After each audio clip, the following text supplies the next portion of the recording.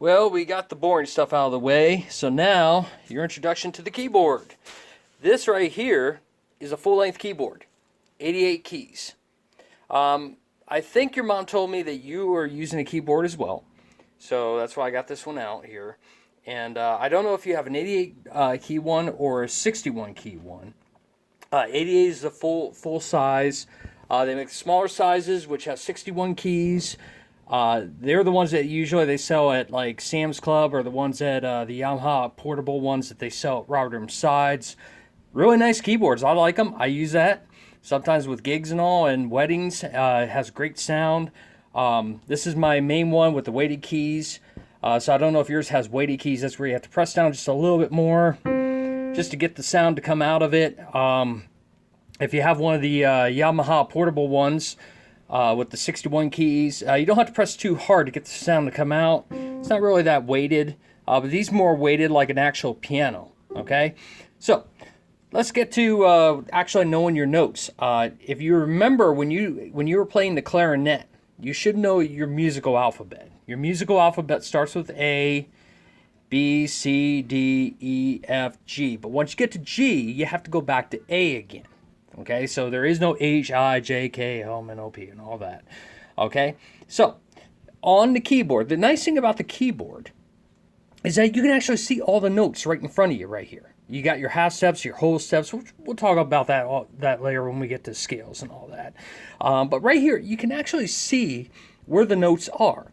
Okay, so for instance, every time you see a white key right here with the two sharps to the right of it, that white key with those two sharps is always a C. You can spot them all the way up the keyboard here. Here's another one. Oh, up here, you got another one. Okay. The white key that's actually in front of the three black keys. Okay? That's an F. Now think about your musical alphabet for a second. Okay? So if this is a C, the note before it has to be a B. B comes before C. What comes before B? A. Okay, so you're just looking at the white keys right now. So here's A, B, C, D, E, F, G. Okay, so that makes sense. The C, the white key before the two black keys. F, the white key before the group of three black keys. Okay, so you got two groups of black keys. You got the two black keys and the three black keys. Two groups. Okay? These are your sharps and your flats, okay? Now, the way I explain it, whenever you're looking at a keyboard, your sharps go this way, flats go that way, okay? Just explain this real quick.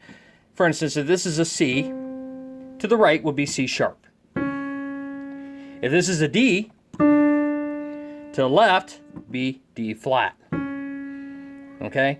Now, when you get to your theory book, which you don't have to know this today, I'm just telling you ahead of time, that C sharp and that D flat would be what they would call an enharmonic. And you're going to hear this a lot from me, okay? Enharmonic.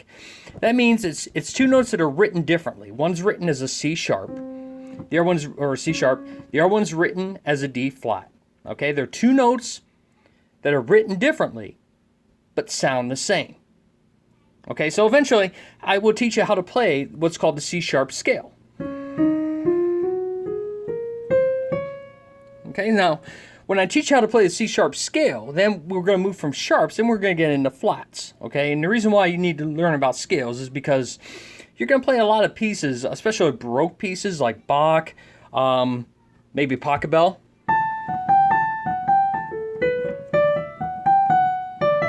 And it has a lot of scales in it. Baroque music, you'll hear a lot of scales in Baroque music. Okay, so it's really, really important to learn how to play scales.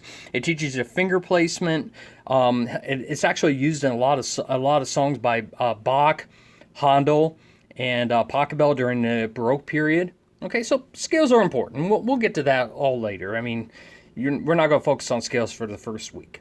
Okay, so anyways, this is just showing you where your sharps and your flats are. Okay, so when you get to the C sharp scale, after we covered all the sharps, then we're going to move to the flats. Okay, so your last sharp scale will be the C sharp scale. Then we're going to move to the flats. And when you get to the flats, eventually you're going to land on D flat. And I'm going to let you know, remind you, that you've already played that scale before. So the C sharp and D flat scale are played the exact same way. Because C sharp and D flat, they're enharmonics, they're enharmonic equivalents. Okay, two notes that sound the same but are written differently. Okay, the most important note that you can find right now on this keyboard that you really need to know, I'll show you how to find it on two different keyboards. Okay, that is middle C. Because when I'm teaching you how to play a couple songs in here in the beginning, you're going to play everything in C position. Okay, so how do you find middle C? Well, first of all, you have to know what the C looks like. Now, if you remember, you're looking for the white key before the two black keys. All right, now look for the brand name of your keyboard or the piano. You'll also find a brand name on on every piano that you play too. Okay, right there is the brand name of this keyboard. It's a Casio Previa. Okay, now there's the brand name. You're looking for the white key, the C key, the white key before the two black keys. That is middle C. Okay, it's not always going to look like it's in the middle of the keyboard. Okay, but you're looking for the starting place, the middle key, the middle sound in the keyboard. Okay, that's middle C. So it's always the white key before the two black keys, right around the name, the brand name. So you notice the next key up, the C, it's a little ways away from the brand name. The brand name is actually closer to this one. That's middle C. So if I said to put your right hand in C position, now you remember, your thumb is finger number 1, index finger is finger number 2, middle finger, finger number 3, finger number 4 is your ring finger, the pinky is finger number 5. So what you would do with your right hand is you put finger number 1 on C, 2 on D, 3 on E, 4 on F, 5 on G. You are in C position. Now, it will say this at the beginning of your book, and we'll go over this again.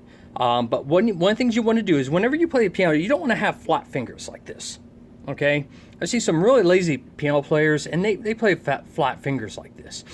And the reason why you don't want to be doing that is when you have to actually get up then and get these keys up here, it's much harder. Okay, so you want to be on your fingertips when you're playing. And you notice when I go to press down on the keys, that's all I'm doing. Let my fingers come back up.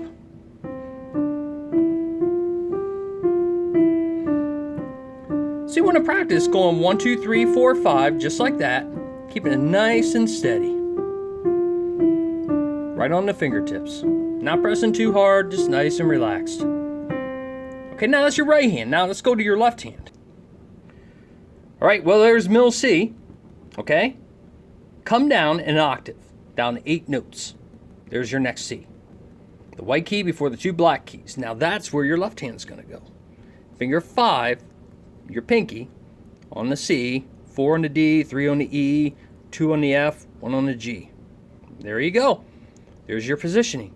So once again, with the left hand, you want to be comfortable with going, you're basically playing like a 5-note scale, a pentatonic scale. You're just going.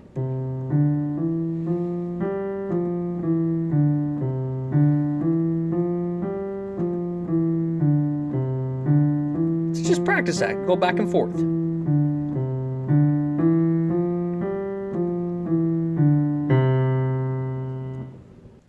Now right here, I got a smaller keyboard. This is a 61 key keyboard. These are the ones that they sell at Sam's Club, Walmart, and Robert M. Sides. I do recommend them. They are really nice keyboards. Have a lot of great sounds in them. This is a little bit smaller, but can you spot where middle C is? Okay, there's your brand name, Yamaha. Okay. Now notice the Y is right at the F. F is closer to this C than it is to this one. This is middle C.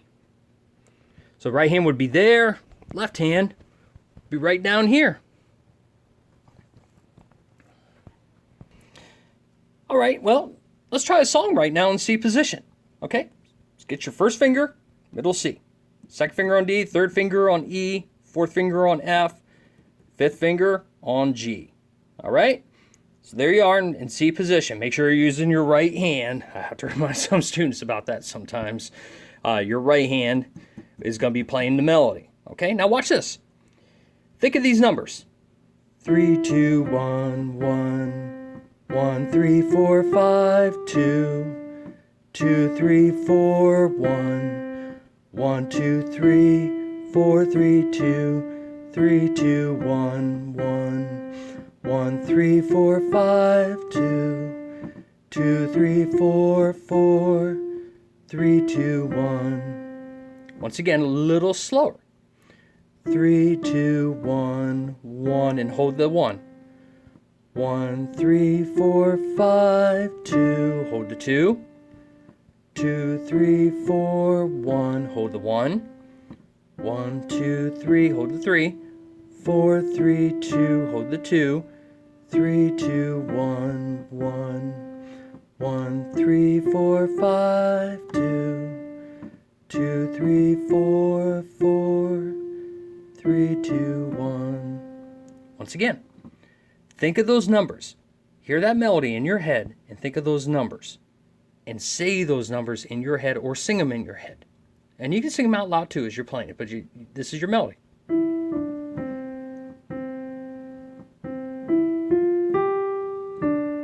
You might recognize the song.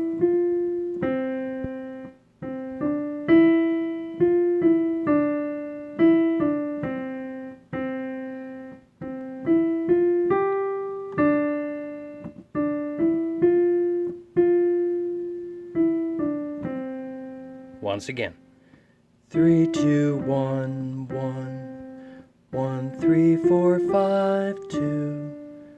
2, 3, 4, 1. 1, 2, 3, 4, 3, 2. 3, 2, 1, 1. 1, 3, 4, 5, 2. 2, 3, 4, 4. 3, 2, 1. Try that. Spend maybe about a day, get it memorized, get it in your head, because now we're going to start to teach you how to play chords with it.